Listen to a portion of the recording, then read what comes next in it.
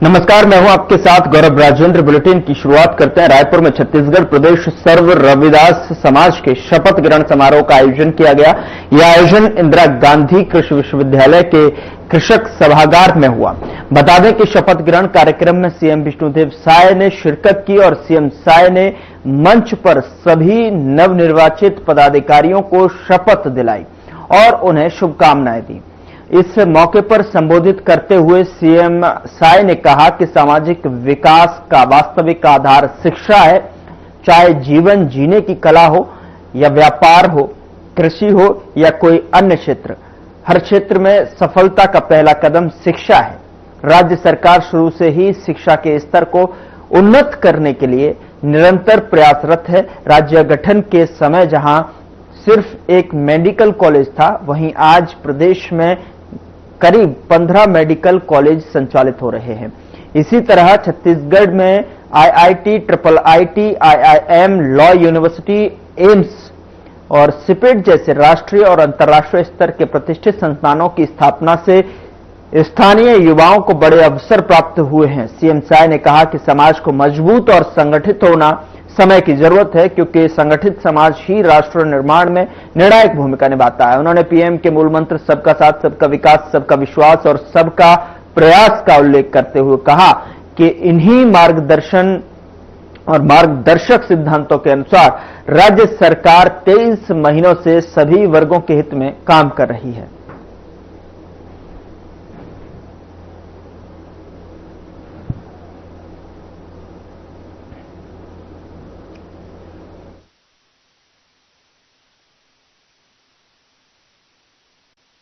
आज सर्व रविदास समाज के द्वारा जितने जो नवनिर्वाचित पदाधिकारी हैं, प्रदेश अध्यक्ष जी सहित प्रदेश, संभाग और जिला के पदाधिकारी, सबका शपथ ग्रहण समारोह का यहां पर आयोजन था, जिसमें मुझे भी आमंत्रित किया गया था और आज सभी पदाधिकारियों ने शपथ ली है। मैं प्रदेश अध्यक्ष श्री मेहरा जी सहित सभी प्रदेश के पदाधिकारी, संभाग के पदाधिकारी और जिला के पदाधिकारियों को बहुत बहुत बधाई और शुभकामना देता हूं।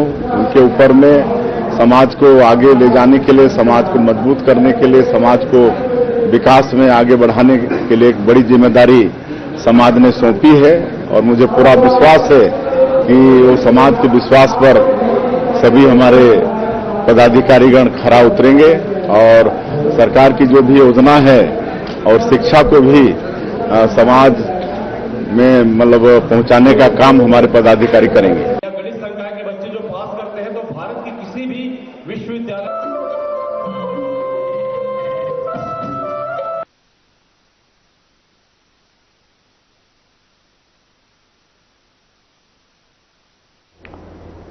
राजनांदगांव जिले के विभिन्न कार्यक्रमों में शामिल होने के लिए डिप्टी सीएम अरुण साव एक दिवसीय प्रवास पर रहे। उन्होंने कहा कि ये उनका सौभाग्य है कि छोटे बच्चे जिन्होंने तीरंदाजी में नया परचम लहराया है, उनसे मिलने का सौभाग्य प्राप्त हुआ है। ऐसे बच्चों को उज्जवल भविष्य की कामना करता हूं। और डिप्टी सीएम ने संस्कारधानी तीरंदाजी संघ के पदाधिकारी को बहुत बहुत बधाई दी और जिन्होंने इतने बड़े पैमाने पर तीरंदाजी को नई ऊंचाई दी है। बिना किसी शासकीय और अन्य सुविधाओं के बच्चे अपने खर्चे और संसाधन के माध्यम से इस हॉकी स्टेडियम में तीरंदाजी की बारीकियां सीखने आ रहे हैं। डिप्टी सीएम ने आगे कहा कि छत्तीसगढ़ का राजनांदगांव अब तीरंदाजी नर्सरी के रूप में भी अलग पहचान बना चुका है। साल 2014 के बाद से देश में खेलों के महत्व को समझते हुए पीएम मोदी ने विशेष सहयोग दिया है। उन्होंने कहा कि राज्य सरकार ने मुझे तीरंदाजी संघ दायित्व दिया हुआ है। हर संभव प्रयास रहेगा कि तीरंदाजी को सहयोग प्रदान हो सके। स्टेटस बदलने को लेकर उन्होंने कहा कि समय समय पर इसका ध्यान रखा जा रहा है, हम उसके लिए लगे हुए हैं।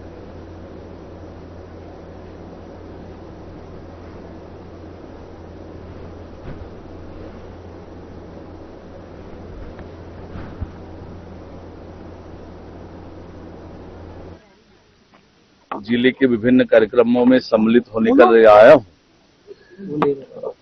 तीरंदाजी का ये जो ट्रेनिंग सेंटर है, यहाँ पर भी तीरंदाजी की ट्रेनिंग ले रहे सभी तीरंदाजों से मिलने का अवसर मिला, बातचीत की। बहुत प्रतिभाशाली बच्चे हैं, लगातार गोल्ड मेडल जीत रहे हैं।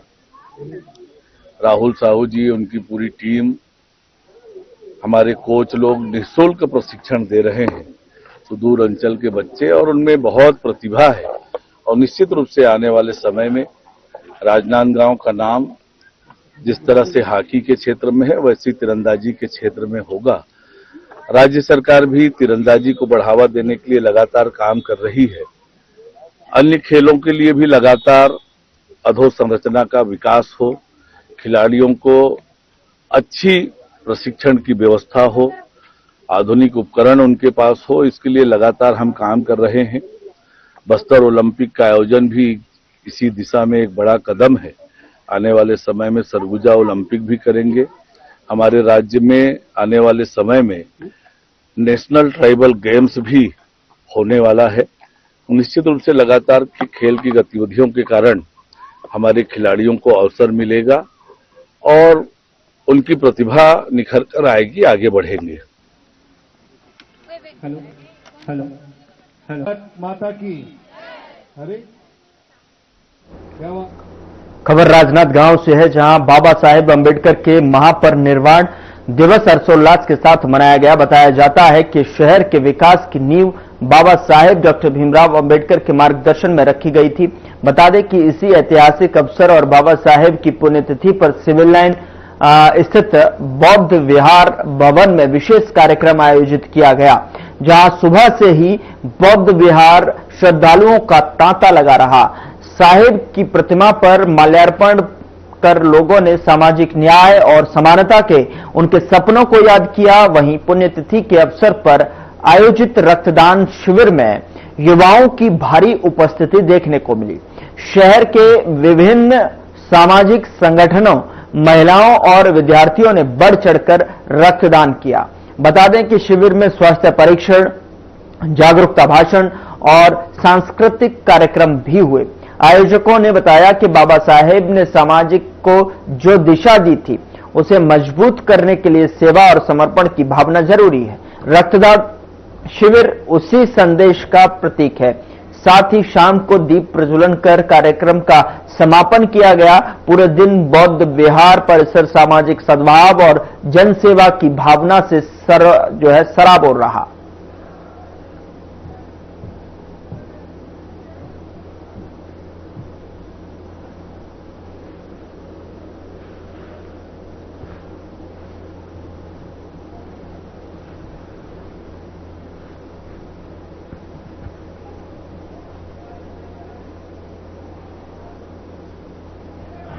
इस शिविर का मुख्य उद्देश्य यह है कि तथागत गौतम बुद्ध जी बोलते हैं कि जन्म लेना और मृत्यु को प्राप्त करना कोई बड़ी बात नहीं है, किंतु जन्म लेने और मृत्यु के बीच का जो जीवन हमारा बसता है, उसमें हम अपने परिवार के लिए, अपने देश के लिए, अपने समाज के लिए और मानवता के लिए कितना काम कर सकते हैं। तो जो सिकलिन के जो बीमारी से होते हैं, जो ऑपरेशन वाले होते हैं, जो गर्भवती महिलाएं होती है, ऐसे कई लोगों को रक्त की आवश्यकता पड़ती है। तो यह जो ब्लड है वो हमको मार्केट में खरीदने से नहीं मिलता, ये तो हम कुछ भोजन करते हैं और अच्छे चीजों से जो है रक्त हमारे शरीर में खुद डेवलप हो जाता है। तो इस रक्तदान को करने से हमारे जीवन का एक अहम हिस्सा जो है, जो हम मानवता के लिए कर पाते हैं, ये हमारे लिए बहुत बड़ी बात है। और यही संदेश हम सब तक पहुंचाना चाहते हैं कि आपके पास अगर धन नहीं है तो कम से कम रक्त दीजिए, आपके पास जो है वो दान करके जाइए। तो यह बौद्ध समाज के द्वारा आयोजित किया गया यह कार्य है। इसमें सभी जाति धर्म के लोग बढ़ चढ़ करके हिस्सा लेते हैं। इसमें बालाजी ब्लड बैंक और गवर्नमेंट हॉस्पिटल की दोनों टीमें यहाँ पर आकर के उपस्थित हैं। लगातार जो है रक्तदाता यहाँ पर आ रहे हैं और जितने भी रक्तदाता यहाँ पर आ रहे हैं उनको प्रमाण पत्र दिया जा रहा है, उनको हेलमेट दिया जा रहा है। और हेलमेट इसलिए दिया जा रहा है क्योंकि जो रक्तदाता दूसरों की जान बचाने के लिए अपना खून दे रहे हैं, उनकी जान और उनकी सुरक्षा के लिए संस्था के द्वारा जो है हेलमेट प्रदान किया जा रहा है। आज पूरे भारत देश में संविधान निर्माता डॉक्टर भीमराव अंबेडकर का 69 महापरिनिर्वाण दिवस मनाया जा रहा है। उसी संदर्भ में आज संस्कार ध्वनि राजनांदगांव में भी बौद्ध समाज द्वारा यहाँ सिविल लाइन भवन में रक्तदान शिविर का आयोजन किया गया है। इसमें 150 रक्तदाताओं ने अपना पंजीयन कराया है। अभी तक सुबह के 11 बजे हैं। अभी 25 डोनर अपने पास रक्तदान कर चुके हैं। सुबह हमारा कार्यक्रम, समाज का कार्यक्रम कलेक्ट्रेट परिसर में बाबा साहब का मूर्ति पर माल्यार्पण उनको श्रद्धांजलि दी गई। उसके पश्चात 10 बजे यहाँ सिविल लाइन भवन में रक्तदान शिविर का आयोजन किया गया है।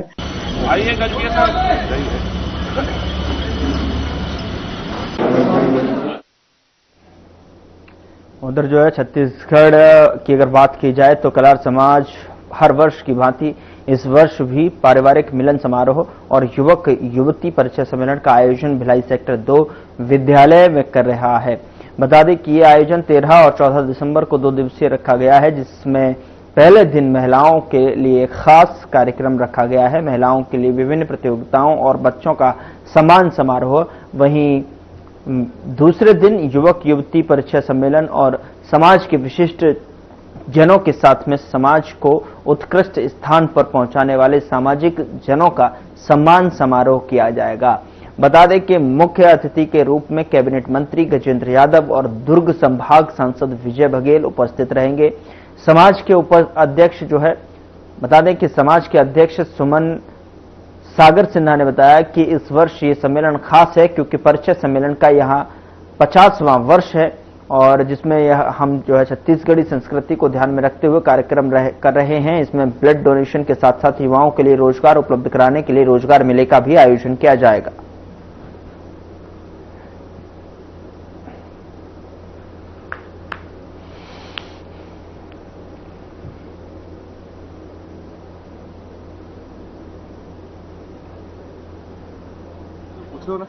उसको हटा देना कि मैं बोल रहा हूँ कि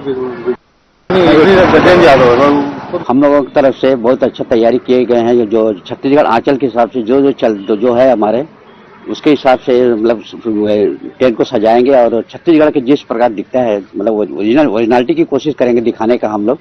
और मैं भिलाई मंडल का कोषाध्यक्ष हूँ, मैं भी इसकी तैयारी में जुड़ा हुआ हूँ। आगे के लोग 2 दिवसीय कार्यक्रम है तो बाहर से भी लोग आएंगे। हाँ, बाहर से भी लोग आए, उसके लिए हम लोग व्यवस्था रखी गई उनके लिए रुकने की व्यवस्था की गई है। बाद शाम का भोजन का भी है और सवेरे नाश्ता के भी है। जितने बाहर से आएंगे उनके लिए भी होटल में रुकने की व्यवस्था की है हम लोग अभी जी। और परिचय सम्मेलन में कितने युवक युवती इस बार आने के? इसमें 1000 से 1500 आने की उम्मीद है युवक युवती लोगों का। जी, अपना परिचय बता दीजिए। मेरा नाम छबीलाल सिन्हा, मैं भिलाई मंडल का कोषाध्यक्ष हूँ। इस बार छत्तीसगढ़ प्रदेश के द्वारा संचालित मिलन समारोह जन कल्याण समिति के द्वारा 2 दिवसीय है। प्रथम दिवस 13 दिसंबर दिन शनिवार को शाम 4 बजे हम कार्यक्रम कुछ शुरुआत करेंगे। दीप प्रज्वलन में माननीय कैबिनेट मंत्री श्री गजेंद्र यादव जी आएंगे और हमारे प्रदेश अध्यक्ष युवराज सिन्हा एवं मंडल आयोग के अध्यक्ष लोग और समाज के प्रमुख लोग प्रथम दिवस के अतिथिगण रहेंगे। द्वितीय दिवस 14 दिसंबर को हमारे लोकप्रिय सांसद श्री विजय बघेल जी मुख्य अतिथि के रूप में विराजमान होंगे एवं समाज के लोग विशेष अतिथि एवं अतिथि के रूप में होंगे। हमारी रिसाली की महापौर भी विशेष अतिथि के रूप में वहां पर विराजमान होंगे। गजेंद्र यादव खुद बोले नहीं। खबर कांकेर जिला के पखांजूर से है, जहां हर खबर छत्तीसगढ़ न्यूज का असर हुआ है। खबर प्रकाशित होने के बाद पखांजूर अनुविभागीय अधिकारी ने संज्ञान लिया। धान खरीदी केंद्र गोंडाहोर में सूक्ति के नाम पर किसानों से 1-2 किलो धान लिया जा रहा था। खबर प्रकाशित होने के बाद एसडीएम ने तत्काल कार्रवाई कराते हुए खाद्य विभाग को जांच का आदेश जारी कर दिया है। वहीं अनुविभागीय अधिकारी ने कहा कि रिपोर्ट आने के बाद आगे की कार्रवाई की जाएगी।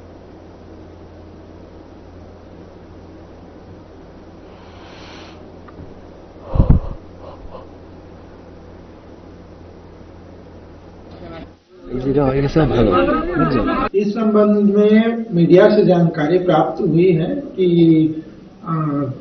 अधिक धान खरीदी किया जा रहा है, अधिक धान लिया जा रहा है प्रति बोरे।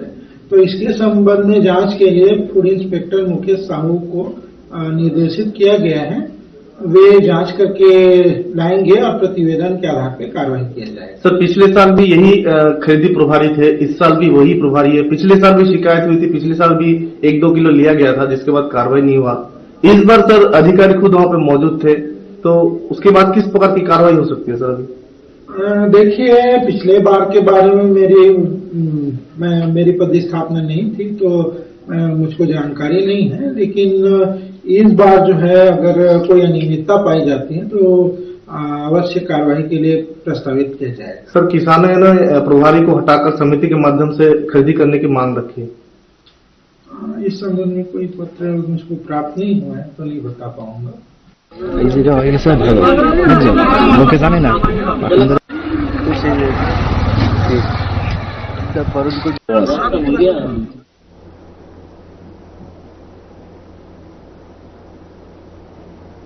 यहां रुक रहे हैं एक छोटे से ब्रेक के लिए। ब्रेक के उस पार खबरों का सिलसिला लगातार जारी है।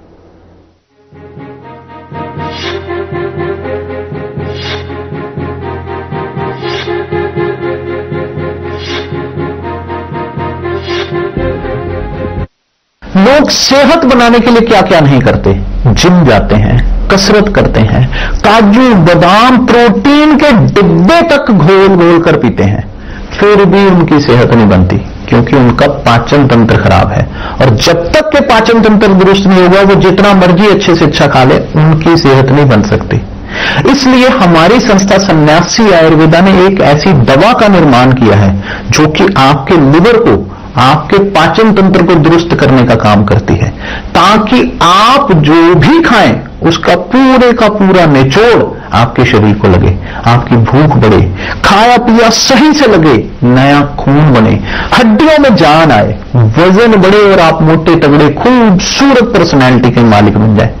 सिर्फ 655 रुपए की पूरे एक महीने की दवा होती है और आप इसे घर बैठे 01145454545 पर फोन करके दवा मंगवा सकते हैं। चुलबुलापन जिसकी हर बात में खुल जाए, मेरी जैसी मेरी अपनी पताका चाय, गजब का स्वाद। क्या रंग खिला, क्या रूप सजा, मैं ही नहीं दुनिया ने कहा।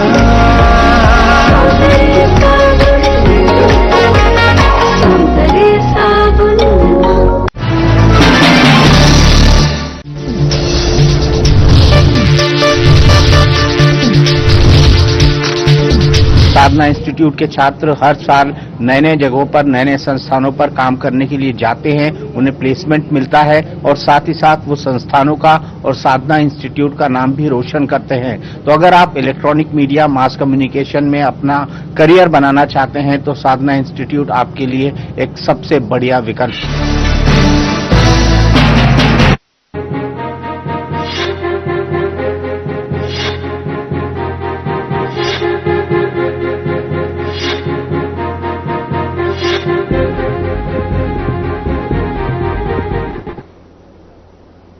ब्रेक के बाद स्वागत है आपका। खबरों में आगे बढ़ते हैं। राजनाथ गांव में पुलिस की बड़ी सफलता मिली है। मुखबिर से मिली सूचना के बाद में पुलिस टीम ने देर रात नाकाबंदी कर काले रंग की कार को आरके नगर के पास घेराबंदी कर पकड़ा।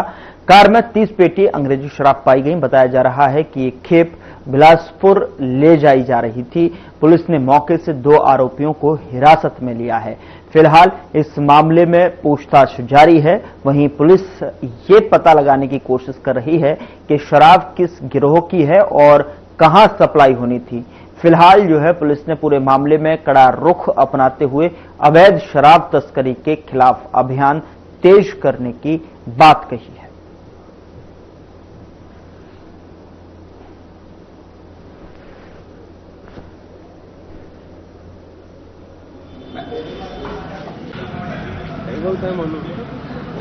को जब्त किया हुआ है, इसलिए शराब जब्ती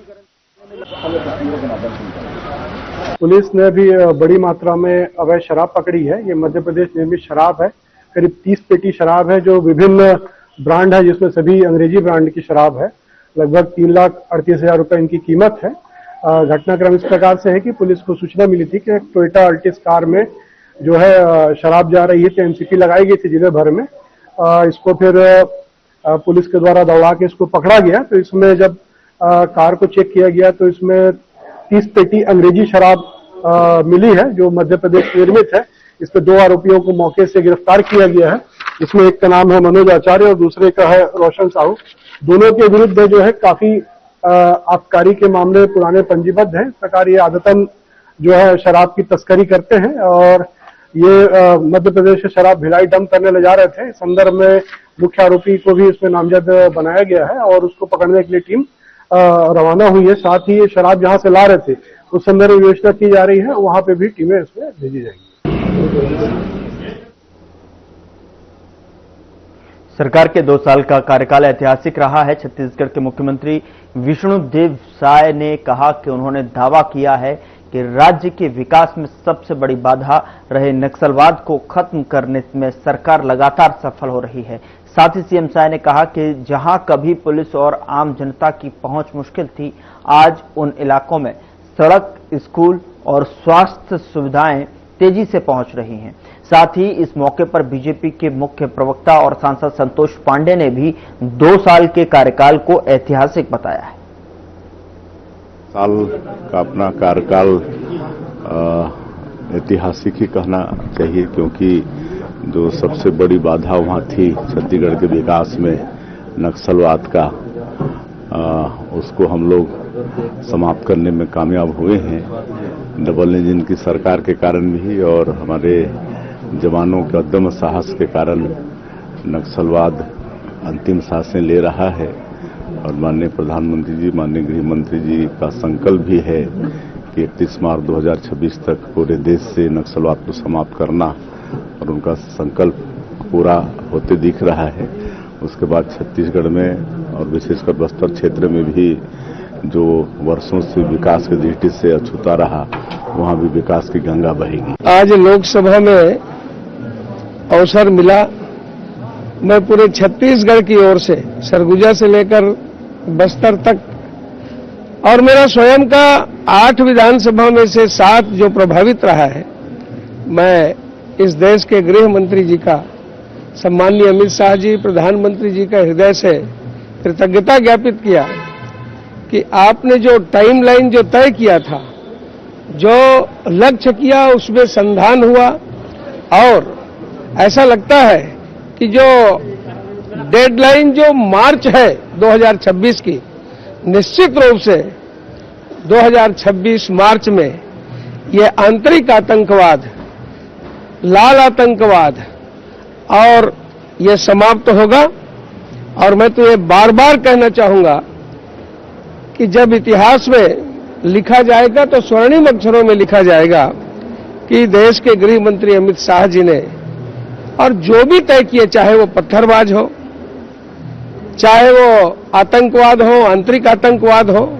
माननीय सभापति महोदय, अतिलोक महत्व के मुद्दों में देश के समक्ष मैं रखना चाहता हूं। आपने मुझे बहुत ही कीमती अवसर दिया है, मैं आपका आभारी हूं। महोदय, आद्य शंकराचार्य जी से उनके शिष्यों ने पूछा था कि वास्तव में असली बहरा और असली। फिलहाल बुलेटिन में इतना ही। नमस्कार।